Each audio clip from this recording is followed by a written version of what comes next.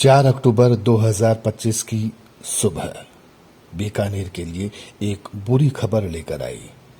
बीती काली रात गरीब किसान की उस आवाज को खामोश कर गई जिसका नाम रामेश्वर डोडी था। जी हां, वही रामेश्वर डोडी जो पिछले 2 साल से जीवन से संघर्ष कर रहे थे और हर किसी को उम्मीद थी कि वे एक बार फिर उसी जोश और ऊर्जा के साथ हंसते मुस्कुराते हमारे बीच होंगे। उनकी पत्नी विधायक सुशीला डोडी की सेवा रंग लाएगी। उम्मीदें टूट गई और मौत को 2 साल से अधिक समय तक धता बता रहे जुझारू नेता ने आखिरकार खुद अपने प्राण उसके हवाले कर दिए।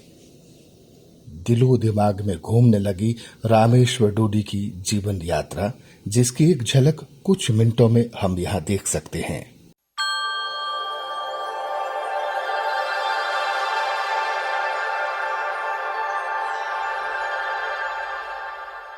हजारों साल नरगिस अपनी बेनूरी पे रोती है, बड़ी मुश्किल से होता है चमन में दीदावर पैदा।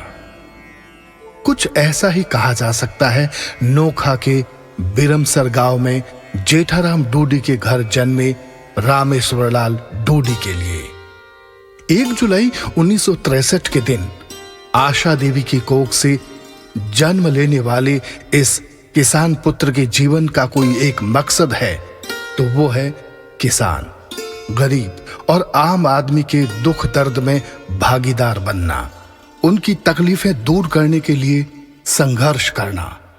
इसके लिए चाहे दुनिया की किसी भी ताकत से लड़ना पड़ जाए। हमारे देश के प्रधानमंत्री मोदी जी 2014 के इसी देश के आम जन के बीच में बैठे उन्होंने एक बात कही थी। वो एक बात थी, कभी हिंदुस्तान में अपने अच्छे दिन लेके आए। आज क्या अच्छे दिन आपके बीच में आए? क्या आपके अच्छे दिन आए? हाँ या ना का जवाब तो दे। किसानों के हमदर्द और मसीहा माने जाने वाले जेठाराम डोडी के इस पुत्र ने अपने पिता की विरासत को लगातार आगे बढ़ाया।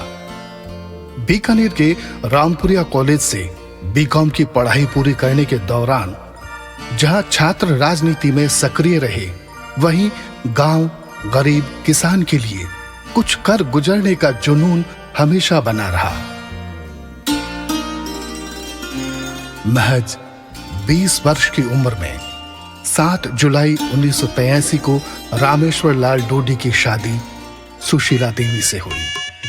एक नव विवाहिता के जो सपने होते हैं वे सभी सुशीला की आंखों में भी थे, लेकिन कुछ ही समय में सुशीला ने समझ लिया कि उनके पति के लिए हर गरीब किसान दुखी आदमी परिवार के सदस्य की तरह ही है। गांव खेत किसान पति के रोम रोम में बसते हैं।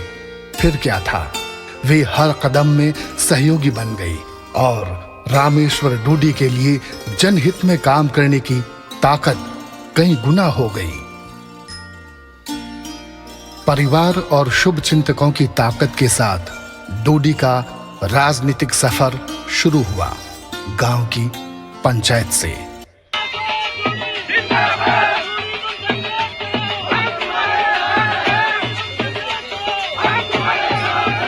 वर्ष 1995 में छोटी उम्र में ही नोखा के लोगों ने उन्हें अपना प्यार देकर प्रधान बना दिया।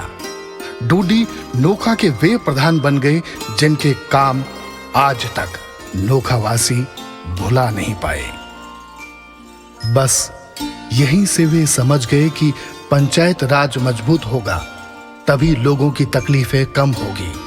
नतीजा ये हुआ कि पिछले 25 सालों से वे पंचायतों से लेकर जिला प्रमुख तक बनाने में कर्मठ ऊर्जावान लोगों को आगे लाते रहे हैं। डोडी के व्यक्तित्व का सबसे बड़ा हिस्सा है जुझारूपन। वे किसी भी हालत में अपने विचारों और मान्यताओं से डिगते नहीं हैं। अन्याय के खिलाफ किसी भी मंच को ललकारने से भी नहीं घबराते। जो तय कर लेते हैं वो करके दम लेते हैं। डूडी जैसे शख्सियतों पर missile man APJ Abdul Kalam की ये पंक्तियां सटीक बैठती है। सपने वे नहीं होते जो नींद में लिए जाते हैं। सपने वे नहीं होते जो नींद में लिए जाते हैं। सपने वे होते हैं जो नींद उड़ा देते हैं। रामेश्वर डूडी एक सपना देखते हैं और जी जान से उसे पूरा करने में जुट जाते हैं। फिर चाहे वो सपना नोखा के बिरमसर से देश की सबसे बड़ी पंचायत लोकसभा में प्रतिनिधित्व करने का ही क्यों न हो। वर्ष 1995 में नोखा का प्रधान बने इस युवा ने अगला कदम 5 साल बाद सीधे देश की सबसे बड़ी संसद लोकसभा में रखा। लोकसभा में food, civil supply and public distribution committee का मेंबर बनाया तो आम आदमी को मिलने वाले सस्ते राशन, खाद्य पदार्थों की कीमतों पर नियंत्रण और किसानों की फसलों के समर्थन मूल्य पर लगातार आवाज उठाई। देश की पंचायत में बीकानेर का प्रतिनिधित्व करने के बावजूद डूडी ने जिले की पंचायत को कभी छोटा नहीं समझा। सांसद बनने के 5 साल बाद जिला परिषद के सदस्य का चुनाव लड़ा और सबकी सहमति से जिला प्रमुख बने। जिले की पंचायत के जरिए गांव-गांव तक पहुंचकर तकलीफें दूर करने में जुट गए। जिला प्रमुख के तौर पर डूडी का काम ग्रामीण विकास के क्षेत्र में ऐतिहासिक कार्यकाल बन गया। पंचायत, लोकसभा, जिला परिषद सब जगह मजबूत दस्तक देने के बाद डूडी ने राज्य की विधानसभा में कदम रखने की ठानी। वर्ष 2013 की विधानसभा में जब कांग्रेस की प्रदेश में महज 21 सीटें ही आई, उस वक्त भी नोखा से डूडी ने परचम फहराया। सदन में नेता प्रतिपक्ष बनकर अब पूरे प्रदेश की बात को बुलंदगी से रखा। खास तौर पर प्रदेश के किसान आज भी विधानसभा का वो प्रदर्शन याद करते हैं जब वे किसानों के कर्ज माफ करने की मांग लेकर सदन में धरने पर बैठ गए थे। आवाज पूरे देश में गूंजी, मुद्दा बन गया और कर्ज माफी में कहीं न कहीं ये प्रदर्शन बहुत महत्वपूर्ण बना। देश भर में डूडी की पहचान किसान केसरी के रूप में बन गई। डूडी को मां आशा देवी ने घुट्टी में और पिता जेठाराम जी ने संस्कारों के जरिए ये पंक्तियां उनके जीवन में उतार दी। तू न थकेगा कभी, तू न थमेगा कभी, तू न मुड़ेगा कभी, कर शपथ, कर शपथ, कर शपथ। ये योद्धा थकने का, थमने का और कर्तव्य पथ से मुड़ने का कभी नाम नहीं लेता है। उसे हमेशा हंसते, गले मिलते, जोश में बोलते और कार्यकर्ताओं, समर्थकों को जोश दिलाते हुए ही देखा गया है। यही वजह है कि जो एक बार डूडी से मिला वो हमेशा उन्हीं का हो गया। ऐसे हैं हमारे डूडी। कभी तकलीफ को चेहरे पे नहीं आने देने वाला ये शेर दिल इंसान 15 अगस्त 2022 के दिन तब सिसकता हुआ दिखा जब मां आशा देवी का साया सिर से उठ गया। शेर दिल रामेश्वर डूडी रोंदे गले से बोला, पिता पहले चल बसे, मां बाप दोनों यही थी, अब कौन पूछेगा रामा रोटी जीम लियो कहीं। और बोलते बोलते फपक पड़ा रामेश्वर डूडी। राजनीति में आने के बाद जब कोई भी घर पे कोई गांव वाला आता था तो मेरी मां संभालती थी, क्योंकि राजनीति के अंदर मेरे को पूछने के लिए आते हैं, काम के लिए आते हैं, तो मेरी मां आगे चलना तैयार रहती है। और वो हर आदमी को गांव का आदमी आया खाने बगैर वो जाने नहीं देती, लेकिन आज मैं अगर खाती मैं कोशिश करूंगा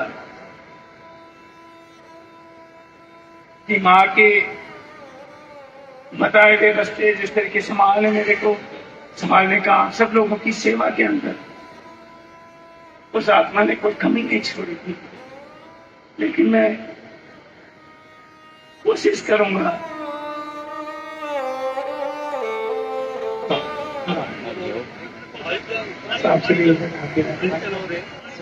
मेरी आत्मा थी उनके साथ में।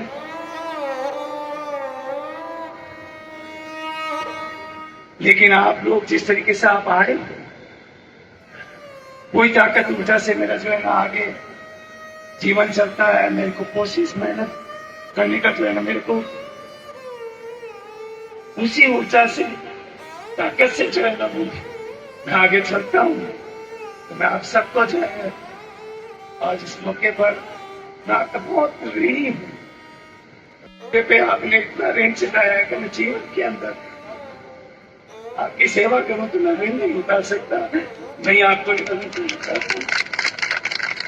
दर्द के यही आंसू पिता जेठाराम डोडी की पुण्यतिथि पर हुए किसान सम्मेलन में एक बार फिर से सबके सामने बहे। अंतस तास तड़े मारा मनवा, मन मिर्गा मन हार मती रे, मन हार्या थारी जूण अलूणी, जुग जुग जी मन मार मती रे, जुग जुग जी मन मार मती रे। अंतस की पीड़ को दबाकर ये संभला और फिर निकल पड़ा जन जन के लिए।